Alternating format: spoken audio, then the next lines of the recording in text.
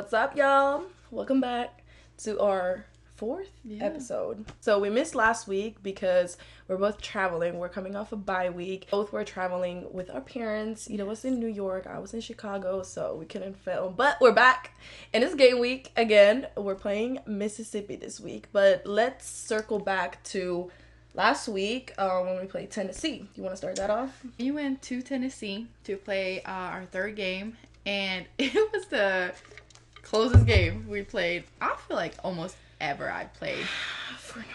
We ended up winning with 15-9, but we hadn't scored until it was like a minute left of the game. We were down 9-0.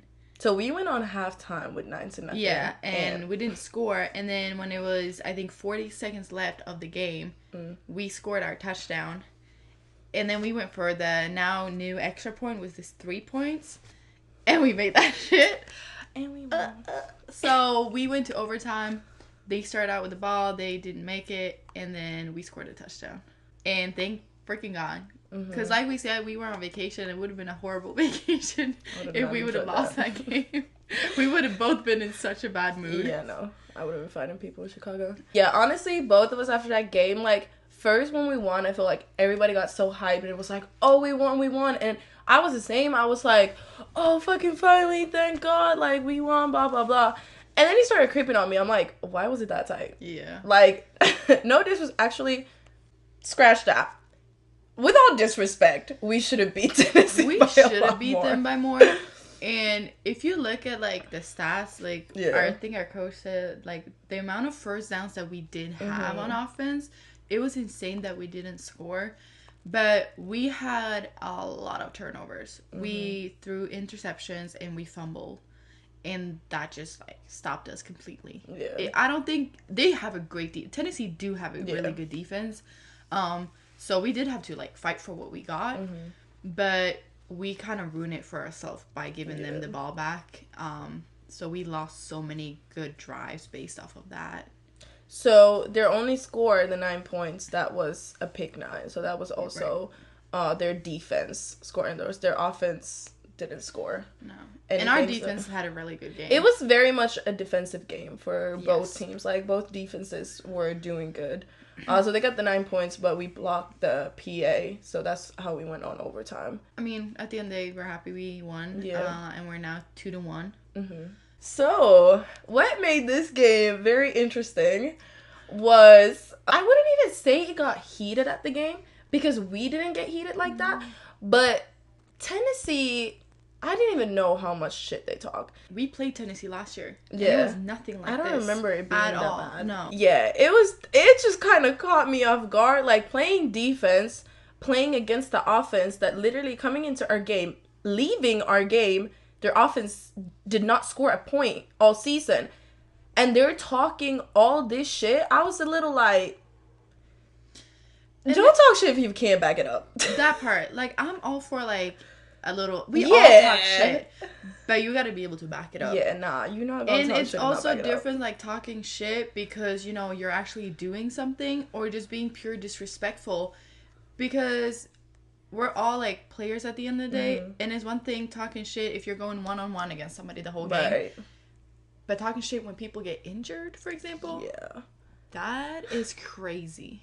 Like. So, there was a situation where I took a knee to get an injury timeout to get off the field so I could get replaced on, like, in time so we don't have to rush it. I went out for, like, one drive and came back in. When I took a knee, somebody told me to get up. And I was like... in my head, I'm thinking, you go score. Shit. Like, what you mean get up? You get to the fucking end zone. And then as I'm walking off, I hear the offense singing, "Another One Bites the Dust." And in my head, you can see on the film, Sierra came to check on me, and I'm literally pointing back, and I'm, like, almost stopping, because one part of me wants to turn around and start talking shit. But then I'm also like, let's not waste our time on that. But I'm telling Sierra, I'm telling Coach Hakeem, who also came to check on me, they're asking what's wrong, and I'm just like, why are they singing another one? Like, I'm not even saying what's wrong with me. I'm just saying, who the fuck is singing Another One Bites the Dust? Because at this point, Tennessee had like, 16 injuries? And their offense had not scored. And they're singing Another One Bites the Dust when I purposely took a knee to get off the field for one drive. that's just one of that shit. It's just like, what are you doing? Right, and that's what we talked about earlier as well. There's, like, things that we as players just needs to get better at. Like, have some respect. Yeah. Like, put some respect on the game as well. Like, literally, you can talk respect shit. the game. I don't mind that. Talk your shit. But don't do that when somebody's injured. Literally. If you run me over, talk your shit. Oh, 100%. Talk your shit. And I'm going to talk my shit when I run you over. Like, that's the game. And I love that. I hate when some people are like, oh, like, they take it so personally if people talk shit. Or, like, you know how it's also, like, a lot of people think, like, women shouldn't talk shit. But it's, like, that's a big part of the men's game. Like, I love when people are talking their shit because it's, like, showing confidence and everything. But when you're talking shit and you're not backing it up, that's not confidence. That's delusion, first of all. But it's also, like, that's not even what's it about. Like, you still, like, you can be a little disrespectful when it's, like, we're, like, you run somebody over. You can be a little disrespectful. But, like, when somebody gets injured or, like, I mean, I wasn't really even injured, but, like, they didn't know that. Right. They didn't know. I took a knee and I limped off the field. Like, that's not... And then also it's funny to me, and this is probably, like, me being on offense, seeing it, when we as an offense, we run, like, 7 to 10 yards on you, and then you get a tackle, and then you're all like, yeah. I'm like, we just ran 10 yards straight up. Like, what are you... That's like when a corner, when the ball is overthrown, the corner is, like, strap, and it's like... It was like 15 yards. Like, if you get a really good, like, you get a tackle for loss, you get a sack. Yeah. Like, or like a boomstick, but within like 5 yards or whatever. Like, flex on them. But if they get a first down on that play when you made the tackle, like, what are you celebrating? That's your job. Right. It's literally your job to tackle. Yeah. Like, I don't know. It's interesting. I'm all for more, like, that kind of stuff. Like, we can talk our shit for sure. But just make sure you back it up. And don't do it in a because at the end we don't want people to get injured. Like, nobody wants to see the opponent get injured. And the difference is when I walked off the field, they're singing Another One Bites the Dust. When their player got injured, we all walked up after we shook hands with everybody else. She couldn't walk because she was injured, so we all walked over and told her a good game and like speedy recovery, and then went to our huddle and finished. Like, that's just the little difference of, you know, how we work here in Kansas City and how apparently Tennessee works. But, you know, we're all different, aren't we? So this week we had a bye week, which gave us a chance to watch some of the other games, which was actually kind of fun. It was nice to just be a fan. Because we don't really have too much time before we usually record to watch the games, so it's kind of fun now to watch and also when we do watch the games, like, we just watch whatever games we need to, and it's more like we're actually watching every detail instead of like actually kind of living through the game, like, as a fan. So, well, first of all, what was interesting in week 3... Yeah, last week before our bye week was Mississippi played Texas. And they won. Texas got their first loss. So they're 51-1 now. And that shook the whole league. It did. But it is also so funny to me because, you know, like, when you say that, how we're all like, oh, they lost. And then you're like, they're still 51, though. Like, they're 51 they won 51 to 1. Like, it really don't matter. At all. Don't matter. But it's a huge... They made history. Mississippi made history. They did. And I think everybody was, like, a huge fan of Mississippi that week. Like, everybody... When we heard that, like, we had just finished our game, and people were, like, talking about how it was tight. And everybody was like, we're in the locker room, like, the game is, like, that tight. Like, we knew it was going to be tight because we know Mississippi is good. But we were like, huh? And then somebody came in the locker room as we're, like, trying to leave. And somebody came in the locker room, like, Mississippi won! We said what? And the whole locker room is just, like, going crazy. And everybody's just like, what? And everybody's like, I don't know. It was just, like, crazy. And then everybody's like, oh, we need to watch the game to see, like, what happened. And I think it's also it gives other teams the hope. Like, okay, they are beatable. Yeah. They're not this, like, whatever. Yeah. So I think that's why people are excited. At the end, they, like, sorry for them to lose. Yeah. But it just gives the league and all the other teams, I think, a little more drive and motivation. And it just makes it more exciting to watch. Because a lot of the games just have been, like, like, it's just too easy. You already know, like, there's kind of no excitement of, like, who's winning the championship, or it's more so like who's playing Texas in the championship game. But now it's actually like, maybe there is a chance that it's 2 other teams and not Texas type shit. Yeah, because after that week, Mississippi's was ranked number 1. Yeah, we have a new number 1. in the history of WNFC. Mississippi's ranked number 1 now. Texas is still ranked number 2.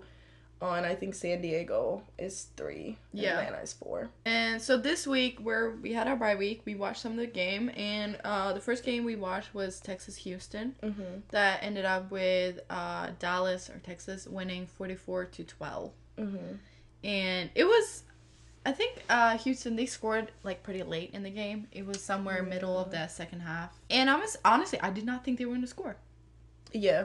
So I'm kudos to them. I'm not so surprised about the score. Like, obviously, Dallas did run it up 44 points on them, which I'm not surprised at all, honestly. But I am surprised. I kind of expected that they might score, but not twice. Honestly, when you looked at the game in, like, the third quarter, especially, Dallas they weren't going. Yeah. They took their foot off the pedal. Yeah. Like, they didn't do what they could have done, because then all of a sudden in fourth quarter they stepped it up again and they scored like 2 or 3 more touchdowns.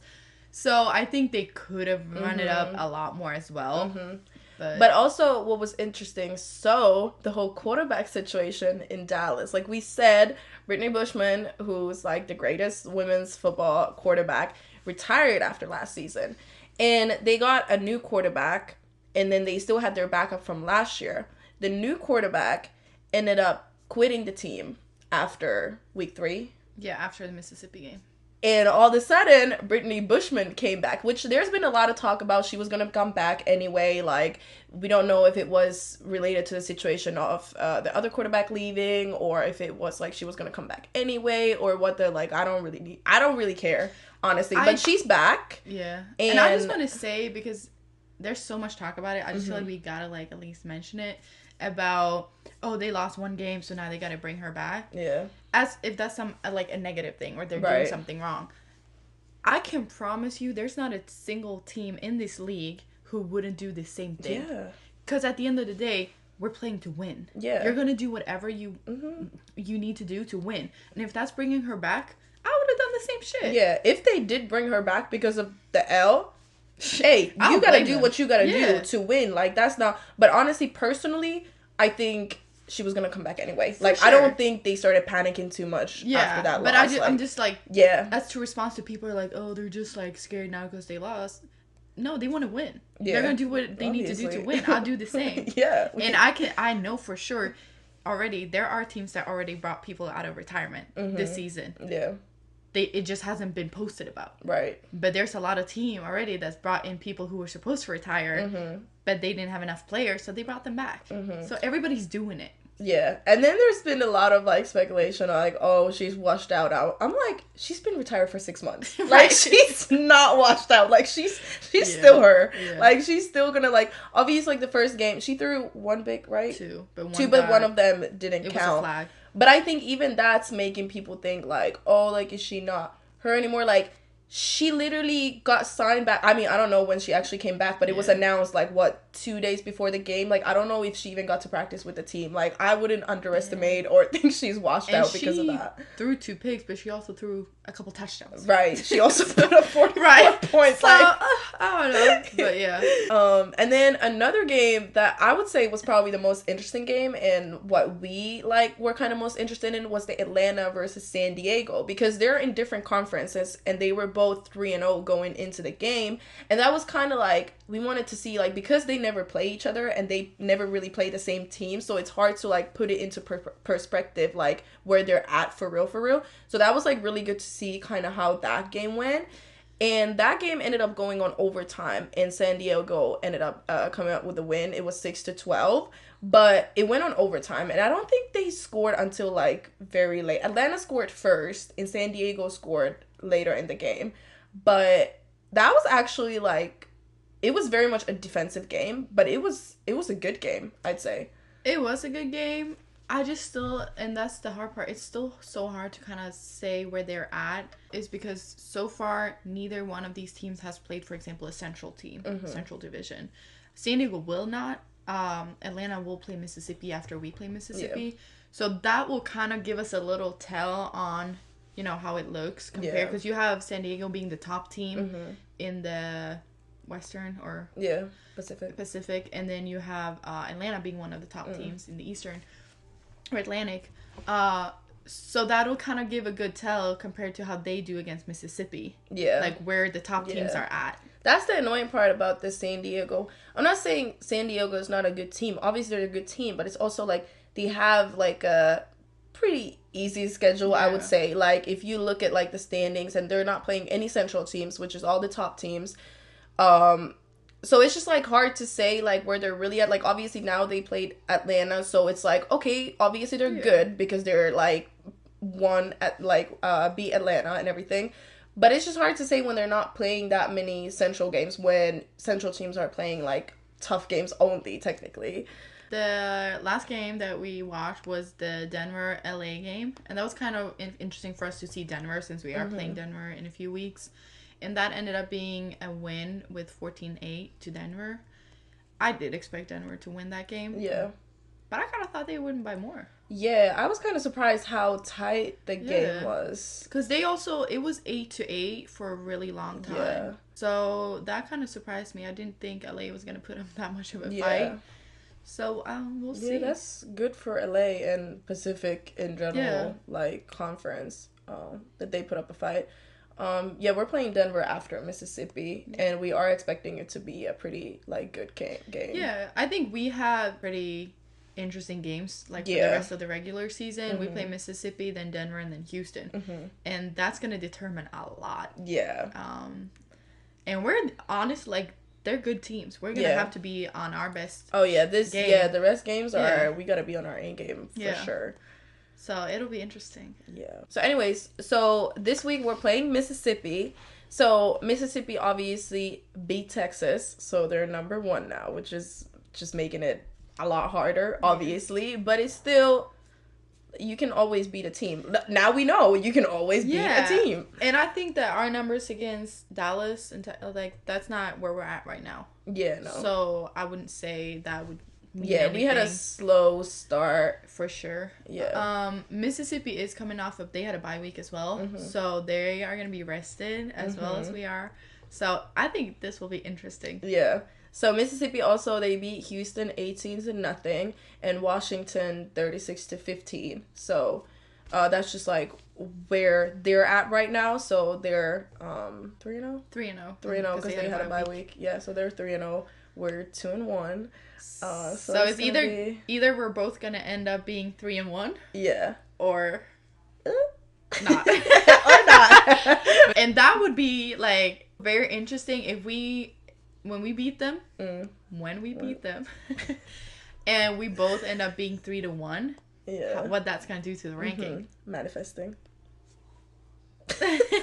So that's kind of the update of the games that's been going on for the last few weeks, and then what's coming up. We got a request. We got a question to talk about the difference between the WFA and the WNFC. So just real quick, there are 2 bigger leagues, women's football leagues in the US. It's the WFA and WNFC. Right now we play in the WNFC, but we did play for WFA 2 years ago when we played for DC Divas in Washington. Do you want to start? Like, what do you think are some of the biggest differences? So first of all, I would like to say like there's a reason why we're in the WNFC. So our first season in the States, we went to the WFA. I feel like it was a lot more known for us overseas, like especially like that year, because WNFC is a lot newer league and everything.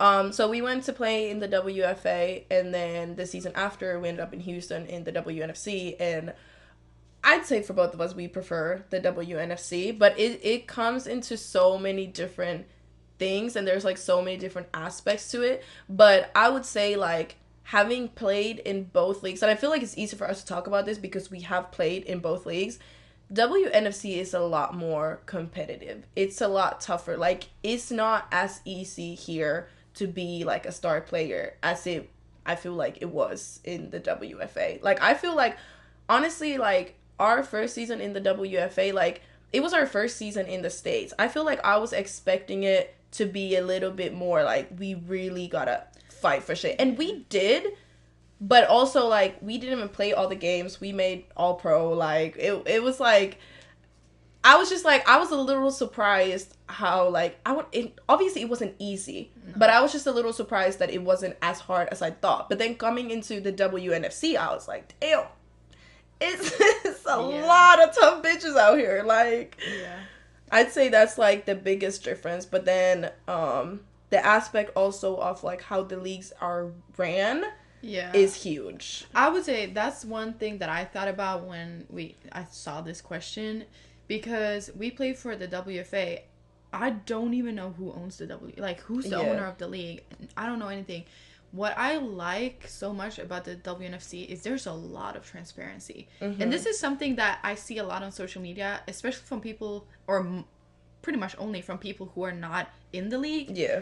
They talk about how things are run, and I'm like, y'all clearly don't know shit. Don't even know. Like, and this is something I'm actually kind of impressed by, and I don't think people know this, but before every season, the ownership of the league, everybody who's involved in like the decision making, they have meetings with all the players in the league, and they go through everything financial, where does the money go, like all kinds of organization things. And they are so transparent about us also being allowed to ask whatever questions we want to ask, and they answer it. Yeah. That was never anything I saw in the WFA. No, like they open to us. They have a whole PowerPoint, and they have a meeting with each conference, from what I understood. And you get in the meeting, and they're explaining where the money is going, where the money is coming from, what's the goal. They have a 5-year plan. They have a 2-year plan. They have this, and that. They're telling us what they're working on before it's even finalized. They're telling us what they need from us and what they want to see from us. And, like, they're just being transparent about everything. In the WFA, like you said, like, we didn't even know, like, who really, like, own the league, who's running the shit, where's the money coming from, where's the money going. Like, you don't know anything. You're just there. Yeah, and if you also think about it, because I would say at this point the leagues are kind of in the same place. Neither one is paying their play. They're pretty much in the same place. But this is the WNFC's 5th season. Right. And the WFA's been around for 20 plus years. Yeah. So how have the WNFC been able to do what in 5 years what the WFA has been doing for 20? Right. That's what you also got to look at. Yeah. And if they keep moving the way they've been doing in the WNFC, they're going to be way past. Yeah. In another 5 years. Yeah. And I would say, like, we are at the same level when it comes to, like, we have pretty much the same amount of, like, major sponsors and whatever. Like, obviously they're the competing sponsors. But, like, when it comes to, like, I feel like we have a lot more media coverage. Yeah. Like, I think our league even has a lot more, like, followers, a lot more, like, viral posts. I feel like our streaming is also, like, a lot more global and, like... Yeah. A lot of our... I mean, we got games every week on The Zone. When we played in DC, we had Facebook live streams of our games. Yeah. And most teams had YouTube or Facebook. Exactly. And then another thing, if you look at the All-Pro weekends, since we've been to both, it's such a bigger event in the WNFC. So much more marketing goes into it. Because when we went played in WFA All-Pro, it was just the games. Yeah. Nothing was going on around it. With the WNFC, there's like a whole weekend schedule, like Thursday to Sunday, just things happening, companies being involved. It's just a bigger thing. Yeah, and I also feel like in the WNFC, we have like a Facebook group for all the players all over the league. And there's constantly like posts from the league or just from other players, always like offering new opportunities. Like they're sending in like, oh, this team is looking for a coach, or somebody interested in working in the NFL is blah, blah, blah. Like the amount of opportunities that the league is trying to give us versus WFA. I don't know if there's a group for the WFA players. I was never a part of one. I don't know about one. Yeah. I think there might have been one. Yeah, there maybe is one, but I never like heard about like them trying to offer like opportunities. I just feel like the WNFC is ran a lot more professional than the WFA. Like personally, I almost feel like WNFC is trying to make women's football professional. WFA is there for women to play. Right. Exactly. Like, that's kind of how to put it simply, how I feel about it. And then somebody said, when we asked the question about how other people feel about the differences in the league, and somebody said they preferred the WFA because they have more divisions and they have more opportunities for the smaller teams to also be a part. And I'm like, I understand that. And like in a perfect world, I would want both leagues to merge, just so we could have like a few divisions, but we could really have the top players play in the top teams, and then the lower level and more inexperienced players playing for like division teams.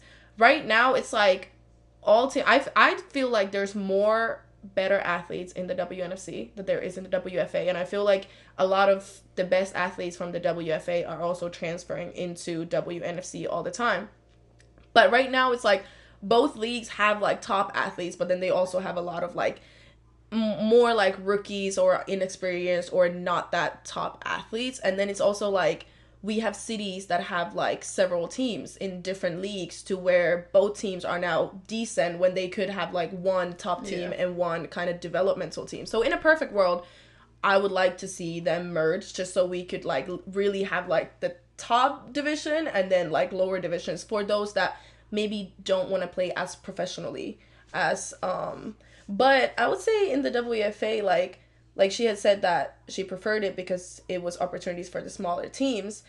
But I feel like WFA is like too many teams going on in divisions. Yeah, and that's kind of like you're saying, yeah, it's more opportunities for smaller teams. But do these smaller teams have the ambition to be where the bigger teams are? I just feel like, do we want to have those small teams, or would we want to merge them with the bigger team in the same city and just have a developmental team for the players that don't want to play at the highest level? Right. Like, I just feel like women's football, and honestly, even European football and probably men's football too, I just feel like there's too many egos, and that's why there's too many teams, and everybody's just kind of like, it's a lot of small teams that are falling apart because they're too small instead of merging with other teams or whatever. So, but definitely WNFC is like getting all the better athletes. Like I said, it's a lot tougher to play in the WNFC than it is in the WFA. Yeah, I would say so too. And you can see, like you said, the last couple of seasons, a lot of really good players are leaving the WFA to go to WNFC. Yeah. So no matter what your opinion about it is, like looking from the outside, you got to look at that fact. Yeah. There's a lot of players leaving the WFA to go to so they must be doing something right. Exactly. And I think in a few years, all of the top athletes, except for the super loyal ones to the WFA, they are going to move over to WNFC. So I think WNFC is going to be the first professional league, and WFA is going to be more so where the rest of the players fall. And I think especially if at some point whichever league also is able to either take away player fees or then actually starting to pay players, that's where it's over. Over. Yeah. I mean, if WNFC removes player fees, people are gonna come in. It's over. And that's also something that they do in those meetings when they open everything up. Like, they tell us like what's their plan to actually remove player fees from the players and everything. Like, what's the plan of like, how do we get this money? What are we doing to get this money so that we can start paying you guys, or we can remove player fees first? And it's also realistic because their first goal is to remove player fees before going to, let's get you paid. Yeah. Because a lot of athletes are also like, we deserve to get paid. Like, we're professional. Like, we deserve to get paid. But it's like, you can't get paid if there's no money. But it's also like, and that's also a whole nother conversation, and we're going to talk about that later on, like more in the social media part of it. But it's also a lot of athletes who, y'all say you deserve to get paid and you're being a professional, but you're not. You're not. There's a lot of players who say that don't even go to the gym, who are not like, and it's also like, y'all are expecting to get paid, but you're not doing anything to help bring money in. You're not posting on social media. That's where the attention comes from. When we get social media coverage, that's how we get money into the league. But you're not doing anything. You're just asking to get paid, and you don't even work out the way a professional works out. But anyway, that's a whole conversation for another time. Like, let's not get into that because we'll dig deeper into that another time. Yeah, but the biggest difference is, just to like sum it up, we would say the level of the players, like the level is higher. And then just the level of the organization. It feels that it's run more professionally. We as players have more insight to what's going on and what is happening. Because at the end of the day, it is our football careers. Also, I think there are stricter rules when it comes to the stadiums that you're allowed to play in, the fields, what type of facilities they need to have for locker rooms. Coaches need to all have first aid what's it called? CPR. Yeah, CPR certification, everything. Like, there's a lot stricter rules, at least from since we played in the WFA. Obviously, we don't know too much about what's going on anymore because we're not players there anymore. But I think it's a lot stricter here, which is for player safety, but also to make things more professional. Because if we keep playing at these trash ass grass fields and stuff, like, it's also not gonna attract fans to come out there and watch and everything. So I would just say it's tougher out here, and it's a lot more professional out here. And one day when women's football becomes professional, I do believe WNFC is the one to do it. I think so too. That's a sum up. And before somebody starts, oh, you're biased because you play in the WNFC, we're playing here for a reason. That is the reason why we play here. And we didn't leave the WFA because we didn't, like, enjoy the season that we had there. Oh, no. But we looked at that's literally what we talked about before going in, when we were, like, you know, the recruitment and everything. Where can we, as players, develop as best as we possibly can? And looking at the different leagues, we saw that, you know, it's probably a bigger chance and a bigger opportunity for us to play in the WNFC. And the thing is, like, during that off-season recruitment process, like, we were going to go back to DC originally, and then Houston opportunity presented itself, and we started kind of battling between that, and then obviously it was a lot more into it as well. It was also, like, between teams, but we did start to think about that whole differences between the leagues, and we had kind of, like, talked about it during the WFA season, that we had noticed, like, how WNFC kind of does things the way we like, even though we didn't know too much just because we didn't play there. So it played a part, but it was more so curiosity because of what we had seen. And then we came to WNFC. So at that point, it was still a little bit like we could still go back to the WFA.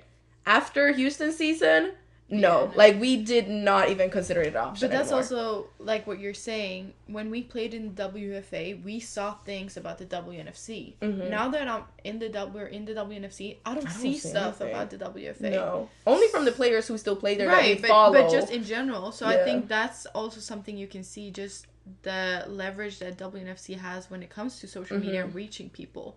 Also, shout out to the social media management of the WNFC, because when you look at the WFA page and the WNFC page, WNFC, the graphics, the posting, the shout outs, the love that they're showing to their players, like, but most importantly, like, the graphics, like, it just looks professional. WFA, like, there's a reason why we don't see them post anything. Like, even though they are posting, but I only see WFA stuff when I see a WFA player who I personally follow because we're friends. And at the end of the day, we want women's football to grow to the point where, you know, we can be professional football players in regards to getting paid and everything.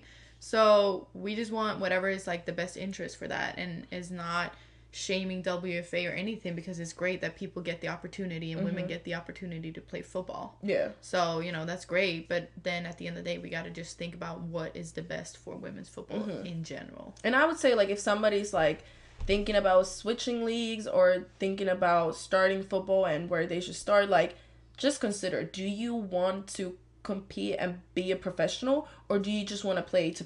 Because, like I said, WNFC is working to make women's football professional. WFA is there for women to play, because they literally haven't developed more than WNFC in 20 years. That was football for the day. I have a little thread for us that I'm gonna read. So the thread is called "What My Ex Did and I Still Stayed." Girl. And let me just say, first of all, some of these just made me realize, like, and one of these days was literally, this thread makes me feel better about my life decisions, and it literally did. I feel like it's gonna be the opposite. Because it might be like, why did I put up with this shit? No, because these things crazy. Were, it was like, well, at least I didn't do that. Listen. Okay. Okay. Let's start. All right. My ex told me he was gay, and I stayed. What are you there for? But at this point, y'all are probably obviously not having a sex life anymore. My question is, why did he stay? Why did neither one of y'all stay? I'm assuming this is like a girl and a man, and he is gay. It could be her too, but either way, let's say no, it was him. Yeah. Okay, But I'm just saying, like, she's still in love with him, right? Because she hasn't. She's still straight, so she hasn't changed. But how is he still with her when he's not probably into her? He's probably in the closet, and he wanted to keep it. Oh. I don't know, but I'm also like, why is she staying? Because obviously, you know, he doesn't. Okay, so here's my thing. Love you like okay, that. I have a question in regards to this. Let's say you're in a relationship with a man. Yeah. He cheats on you. Yeah. What would be most offensive if he cheated with you, or on you with a girl, or with a man? With a man. That would be more offensive. Yeah. Why? I feel like the other way, because then I'm like, oh, it wasn't me. I mean, you like men. That's nothing to do with me. I mean, yeah, but then I also feel like... But if it's a girl... You also fucking lied to me that you're gay. I know, but still... Because if it's a girl, it's just like, obvious, don't... If I ever get cheated on, I swear to God. No, but I'm just saying, like... But then I'm like, what does she have that I don't? Right, but then I'm like, okay, but that was a temptation that is there for a lot of people. So it's like... Don't fucking cheat. I can't even think about it. But I'm just saying, if it's a man, I'm like, wow, so you literally lied to me this whole time. You don't even like me like that. You don't love me in a romantic way. Maybe he didn't know he was gay, and then he just fell in love with that man. Or, like, he just... Yeah, maybe he was drunk and got tempted by another girl. I don't know. I feel like, regardless, if my future husband is watching this, I'm not... cheat on me. Fuck around and find out. Fact. Because I don't seem crazy until... In general, like, what would make me feel worse? I think a man, because then I'm also have to picture him like, are you top or bottom? I know, like, I know that this has happened, girl. If I find out he cheated on me with a man being the bottom, you knew you liked that shit. No, like, I don't know how I would like comprehend that, like sitting like this and him telling me that. Yeah. All right. My ex made a false report against me, sent me to jail for 8 months, aborted our child, and I went right back to her when I got out. Oh, wait, the girl did that. Yeah. The girl sent the man to jail for 8 months, aborted their child while he was locked up, and he still went right back to her as soon as he got out. You put it to jail? No, I can't, like, I'm trying to, like... Bro, first of all, you're a snitch. I don't, like, if I was him... I wouldn't even keep her around if she was just a friend. But I'm also like, why did she want him back too? Like, you put this man in jail. But she was probably just like, damn, he really loves me. Because she's probably still out cheating and shit. Oh my God. Wait. Because obviously she was fucking around when he was in jail. 8 months. 8 months. It wasn't just like, oh, you had to go to court and like, you got a ticket. No. You was in jail for 8 months. Like, the thing is, obviously you told her what you had done. Whatever you did, you had told her because you trusted her, because that's your girl. Y'all got pregnant together. Or what if he did something to her? But then she probably wouldn't take him back. In today's world, I wouldn't know. Delusional asses. But I want to know what he went in for. Yeah, that's what I'm thinking. Because I'm just saying, like, even if you're my friend, if you snitch on me, put me to jail for 8 months, we're not friends when I come back. No, don't fucking trust me when we come back. If I'm nice to you when we come back, don't trust me. That's that meme that I seen like yesterday. It was like, if you cross me and I'm still nice to you afterwards, don't trust me. Yeah. Literally. If I come back from jail because of you, is insane. And I come back to you, don't fucking trust me. So what did my ex do and I still stayed? Block my number when I had a miscarriage so he could deal with it on his own, because I couldn't understand what he was going through. Okay, this is like, this ain't even fucking funny. I'm just like... But that's because like, I've heard men say shit like that, and it's like, I'm physically going through miscarriage, obviously mentally too, but I also did it physically, and you think I don't understand what you're going through? I'm just like, I'm all for like, okay, man, like, you know what, feel your feelings. But you saying those fucking words? No. Right, because if you want to deal with it on your own, if you're the kind of who just needs their space to deal with shit, first of all, in this situation, it's very selfish, because obviously she's going through more because she had to go through the physical miscarriage.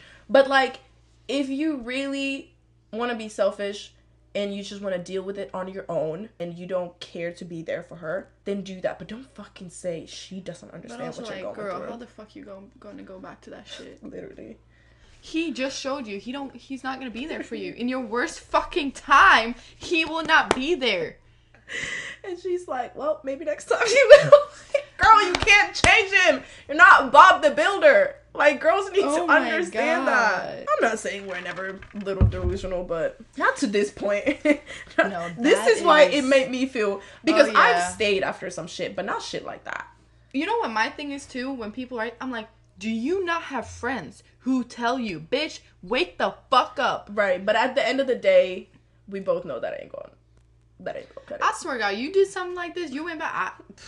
You locked me up. No, for real. But that's the thing, we both went back to shit, even though we told each other not to. This kind of shit. That's what I'm saying. It's crazy. This is like... I just feel better about my life decisions right now. She cheated on me, and when I confronted her about it, she beat the shit out of me with a metal stool. What? First of all, if I'm a man, and this is such an ego thing, and this is such a like, but if my girl beats the shit out of me, I don't care why. No, but I'm also I can't stay. But also, it wasn't even you cheat. It's one thing if you're my boyfriend, I found out you cheated on me. Bitch! But I'm the one that cheated, and you just confronted me. That's what I'm confused about. I cheated on you, and then I beat the shit out of you. How are you gonna get accused of, and your thought is, let me beat this bitch up? What? Like, literally, if it was the other way around, that he cheated, I would be like, okay, we can all get crazy at that point. I'm not saying I'm gonna beat anybody with a metal stool, but I think about it.